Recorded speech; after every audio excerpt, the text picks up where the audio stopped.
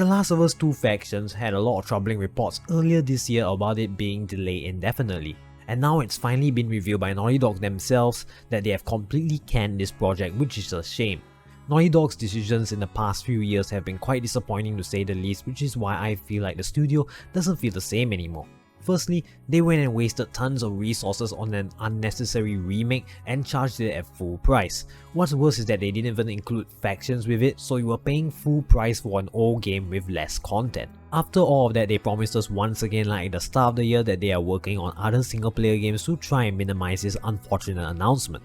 I really think Naughty Dog should have looked more into this live service approach before attempting it, because most successful studios that do live service games have quite a large team that works on one game.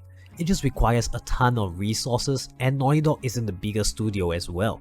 You also have to be prepared to churn out content frequently for many years, because that's just the nature of a live service experience. And now because of this, they have wasted about 4 years on this game because they were also working on it before The Last of Us Part 2 came out. This is also kind of sad because majority of the Factions fans just wanted a simple sequel to the original multiplayer game with some gameplay improvements and not it being a full-blown live service game.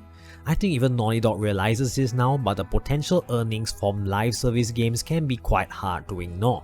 Another sad thing is that they now want to focus fully on their single player games because they don't want to be a live service game studio. This is a shame because they have made decent multiplayer games in the past, like Factions and the Uncharted multiplayer. Sure, their bread and butter is single player games, but they don't have to completely ignore the multiplayer aspect because not everything has to be a live service. So yeah, all these reasons are why I feel Naughty Dog just aren't as great as they used to be.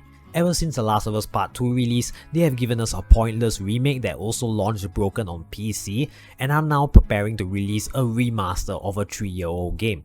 On top of all of this, their whole Factions project was a failure, and now we are going to have to wait quite a while for their next project. Now, I am not saying that they are a bad studio, I'm just saying that they aren't as good as they used to be because of all these recent blunders. They can always pull themselves back again by making a new IP, which seems to be what they are focusing on, or they could even make a sequel to the Uncharted series, or maybe even The Last of Us.